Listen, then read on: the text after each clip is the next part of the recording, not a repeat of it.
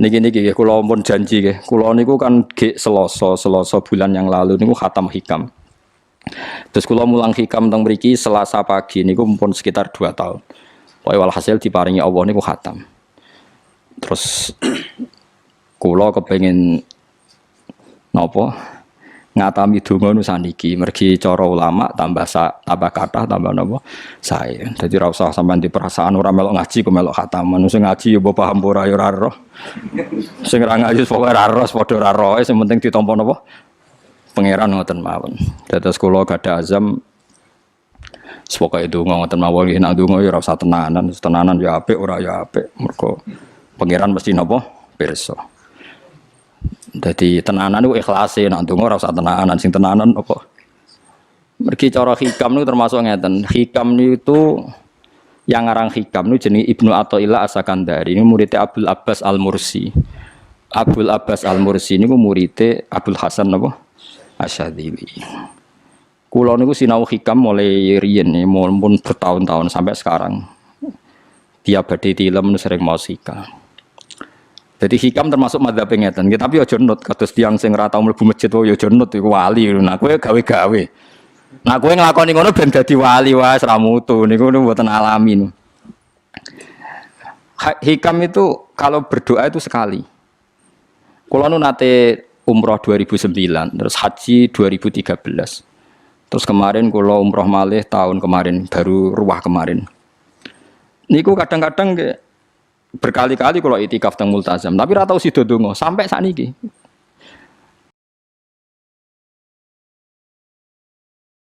Mergo donga mbok pisan tok, anggere donga neh. Lho pangeran ijek eling kok tak elingno. Mergo hikam termasuk mengingatkan gitu. Kamu kalau doa itu jangan ulang. Karena yunabbahu iku man yajuzu alil ikhfal, yang boleh diingatkan hanya orang yang mungkin lupa. Allah ora bakal lali kok mbok elingno. Dadi kula anggere ning ngarepe multazam pe donga. Lho dong aku wingi ya pangeran cek eling. Ya wis ra sida dong. Wah anggere ape dongone, tapi ndak gawe-gawe lho, saya asli, maksudnya asli. Anggere ape dongone. Kan cek eling kok. Ya wis. Sampai kula nu teng raudhah niku akhirnya mau maca selawat, maca Quran. Anggere donga seeling to Gusti ngono terus. Dadi yo pancen unik, wong wali ku unik. Aja gawe-gawe lho, tapi aja nut kula. Cuma pancen hikam madzhab ngoten. Wa inna mayunabba wa amne den elingno sapa man wong ya juzu kang oleh ali ngatasi man apa alif falali. Sing oleh mbok elingno zat sing kemungkinan lah wong ora tau lali kok amen mbok elingno. Wingi mbok omongi, saiki mbok omongi. Lho cara kowe diutang ditagih terus iso eling. Dadi hikam madzhab unik. Ya tapi udahnya wali ya tetap napa? Wali wis keliru tetap wali. Nah, ben arah wali ku bener wae tetep ra wali wis ra bakat. Tapi aja gawe-gawe lho, syaratnya napa? Syaratnya aja napa? Gawe-gawe. Iki kula iki sering diprotes ben. Gus ora tau ora jenengan donga. Jare sapa ora donga? Wingi sedonga. Kok ora donga nah? Jeleng. Kadang kula yang ngerasa dosa tapi piye kadang teng ati ngoten ya akhire ya ora roh. Pokoke aku anggere pengen donga ya donga, ben ora ya ora. Pas donga ya anut wali, pas ora ya anut wali. Kadung bener. Dadi pas donga ya bener, pas ora ya bener. Tapi itu memang sebagian madzhab beliau.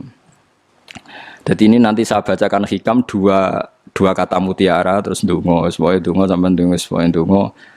Piye-piye kita gadah sanad madhab yang diakui termasuk Thariqah Mu'tabarah selain Naqsyabandiyah, Qadiriyah, napa Sadiliyah. Lah Sadiliyah itu nggih hikam niku mergo hikam sing aran Abdul Abbas Al-Mursi murid Abil Hasan napa Asyadzili. Sehingga orang tahu madhab Sadiliyah ya lewat kitab napa hikam. Makanya kitab-kitab apa saja generasi setelah beliau itu enggak bisa lepas dari kitab napa hikam.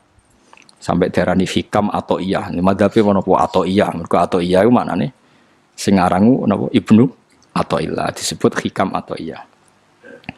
Itu beliau sebetulnya ya ada orang alim yang butuh mikir jelimet nggih mboten. Ya wong waras wonten mawon.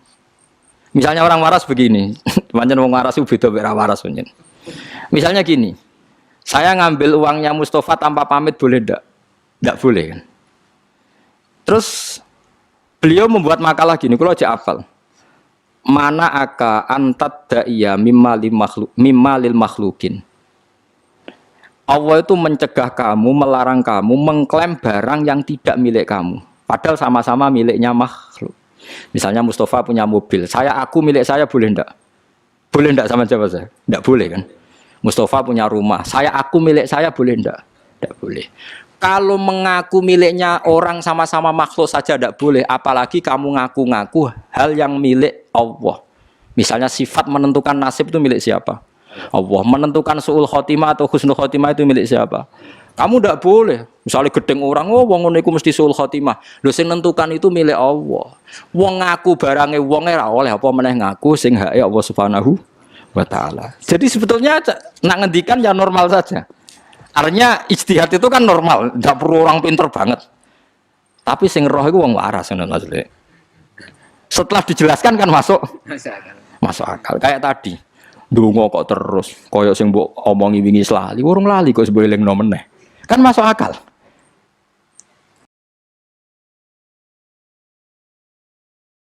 Tapi kok jangan anut aku, mergo ora asli, ora asli. Wong anut-anut kan mboten apa. Dadi ini kula waca kalih mawon nggih, kenangan kula ben dadi nggih kenangan kula napa makalah sanggeng napa hikam ya. Nggih kula waca Arab ya mawon engko napa. Nggih bismillahirrahmanirrahim. Kula nak maca malah bingung, biasa hafalan malah maca. Jadi piyambake ngendikan mana aka antatta iya male salaka mimalil makhlukin afayubihu laka antatta iya wasfahu wa rabbul alamin. Di Allah ngelarang jenengan mengaku barang yang miliknya orang lain, apalagi ngaku-ngaku hak sing milike Allah Subhanahu wa taala. Sehingga kita ndak boleh misalnya maksudno tiyang wong iku mesti celaka, nyelakano orang itu hak sinten? Hak ya Allah. Kowe ora usah GR sok ben mesti bener, iso wae saiki bener sok ben salah. Kamu juga enggak usah merasa salah, iso wae saiki kira saleh sok ben saleh. Ya sudah itu hak ya Allah, sudah ndak itu. Terus ngendikane beliau ini Ilahi kullama akhrosoni lu'mi antokoni karomuka. Gusti ketika saya didiamkan oleh kesalahan-kesalahan saya, antokoni karomuka, maka saya digerakkan oleh sifat lomane jenengan. Itu perasaannya hikam. Misalnya sampean ngerasa dosamu akeh terus rawani donga, ngerasa salahmu akeh terus ngerasa ora ahli swarga. Niku jare hikam, Gusti kula nak eling salah kula kok ora pantes mlebu swarga. Tapi nak eling lomane jenengan nggih pantes mawon. Lha iku dindot wong ngono niku wis dindot. Dina eling dosamu sampean akeh kan gak pantes mlebu swarga. Tapi nak eling jembare rahmate Allah nggih pantes mawon. Ilahi kullama akhrasani lumi antokoni karomuka. Wa kullama ayasatni ausofi atma'atni minnatuka. Ketika saya putus asa karena sifat-sifat saya yang buruk, maka saya akan digerakkan lagi punya harapan karena saking melimpahnya nikmatnya jenengan to peparinge jenengan. Terus beliau di sarah-sarah dicontohkan. Saat Umar masih kafir itu pernah gak minta jadi muslim kan enggak, tapi ketika Allah menghendaki dia jadi muslim maka jadilah Umar seorang yang muslim. Jadi orang tanpa keinginan pun kalau Allah menghendaki baik ditarik yang menjadi baik. Artinya kamu jangan percaya aku apa ya dadi wong apik piye, wong aku ngene. Wong sing ora tau niat apik wae iso diapikno pangeran kados sinten Sayyidina Umar. Sunan Kalijaga ketika nggarong ning gone Sunan Bonang niate ya untuk emas. Niate wae elek, tapi ketika Allah ngersakno dadi apik ada takdir yang memandu dia jadi apik, bahkan dadi wali. Itu wakul lama ayasatni ausofi, ketika saya diputus asakan oleh sifat-sifat saya yang buruk, maka saya akan diharapkan lagi, diberi tomak, diberi harapan oleh banyak peparingin apa jenengan. Jadi intinya kalau suwun khasnya madhab Sadili itu melihat sisi positif.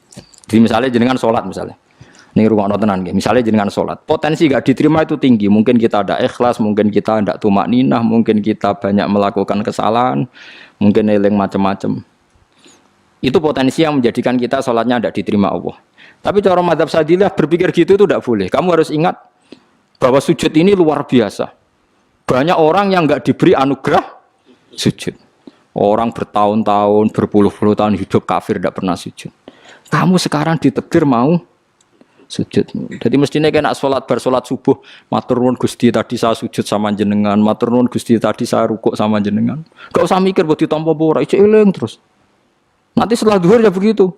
Eling terus tadi ditakdir sujud, ditakdir rukuk, ditakdir sholat. Sehingga madzhab Syadziliyah itu sampai mengatakan begini. Orang yang beribadah meskipun sedikit dan yakin bahwa itu peparingnya Allah, minnah dari Allah, itu lebih baik ketimbang ibadah banyak plus merasa kurang. Di misalnya Mustafa sholat, bersolat duhur gak marem, mungkin duhurku salah terus berbadiah kok sholat meneh. Sing kula sholat duhur tok ora usah. Saking syukur kula, iku duhur kula makome. Ya nganti saiki duhur kula perkarane ngene iku dene kelakuane cek ngene iku dene. Karena ketika diberi pangeran ora marem. Kurangnya, tapi kurangnya niat elek. Kayak pangeran polisi, ngurang pangeran ra nampa kurang ngene kurang. Pangeran ora diwatak ngoten. Enggak terlalu prosedur wong wis sujud niate apik yo apik.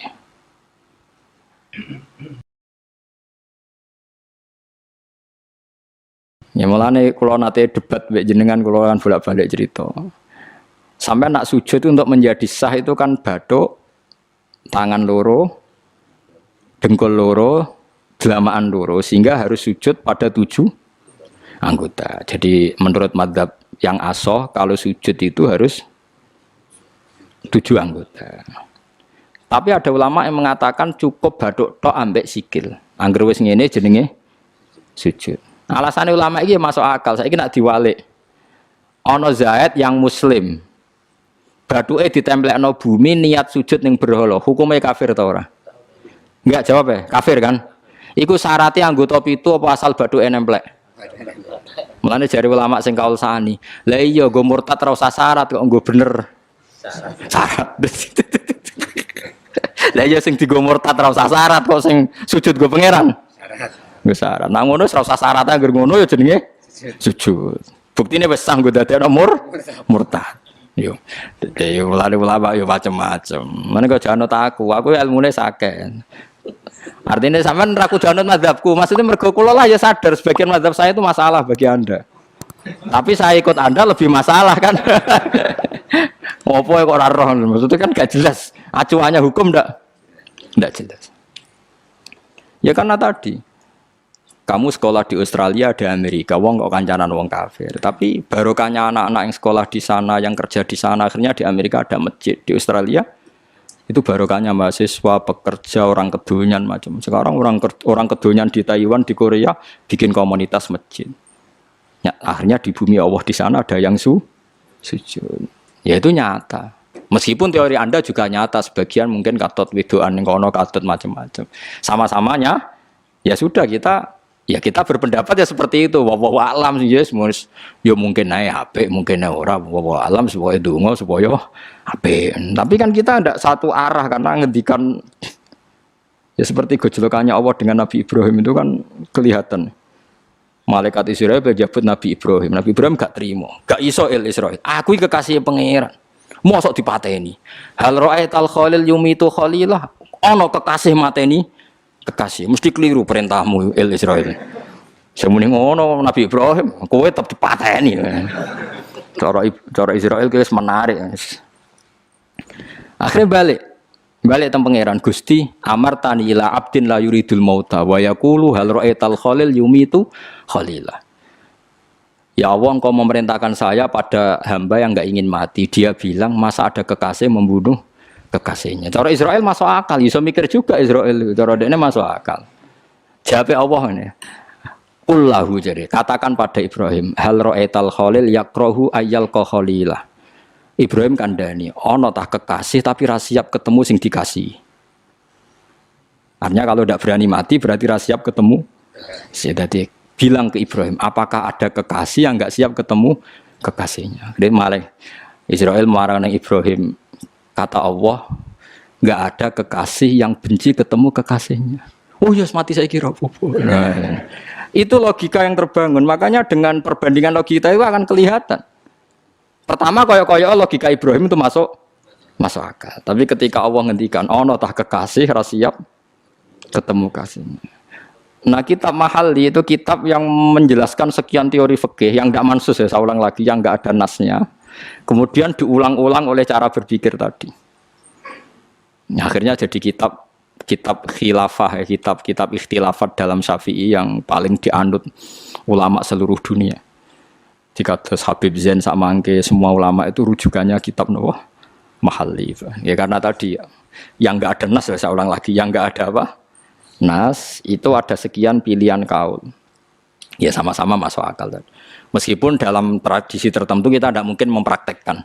Ke wanita kok jenazah kok gurih. Nak komen takobala wa minna minkum takobala wa. Ya Karim pasti dia kok kiai sableng. Jenazah kok apa? Gurih. Tapi saya sekarang mulai curiga dengan di Arab Saudi karena tetap ada sholat gaib tapi mayatnya sudah nggak di depannya sudah. Kalau menangi rian tentang buku-buku mayat itu tapi itu mungkin karena teknis ya, karena yang mati terlalu banyak dan sering. Musim haji tok umbiro wae keselen dak kok napa.